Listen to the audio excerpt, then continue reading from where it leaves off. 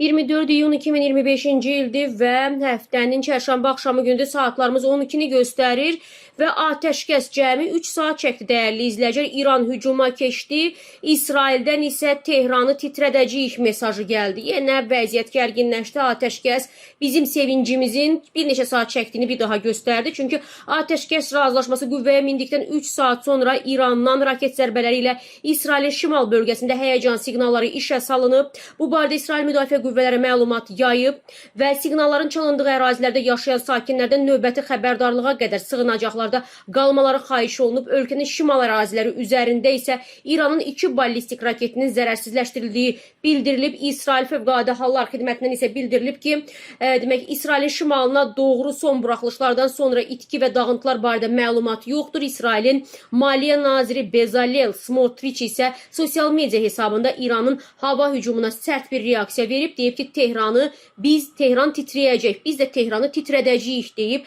İsrailin keçmiş müdafiə naziri Avigdor Liberman da sosial şəbəkədə bu barədə yazıb ki, dayanmamalıyıq, dərhal cavab verməliyik. Xatırladaq ki, Amerika prezidenti Donald Trump bundan əvvəl İsrail və İran arasında atəşkəs razılaşması əldə olunduğunu və onun artıq qüvvəyə mindiyini açıqlamışdı. Dövlət başçısı tərəflərə atəşkəsə əməl etməyə çağırmışdı. Eyni zamanda İsrailin müdafiə naziri də deyir ki, biz Tehranı vuracağıq. Bəli, baxın, yenə arda-arda açıqlamalar gəlməkdədir. İranın atəşkəs rejimini pozmasına biz sərt cavab verəcəyik. Bu barədə İsrailin müdafiə naziri İsrail Katz bildirib və müdafiə naziri İran Silahlı Qüvvələrinin paytaxtı Tehrandakı hədəflərinə zərbələrin endiriləcəyini də bildirib. İranın atəşkəs pozmasına Tehranın mərkəzindəki rejim hədəflərinə sərt cavablarla cavab verəcəyik deyə Katz vurğulayıb.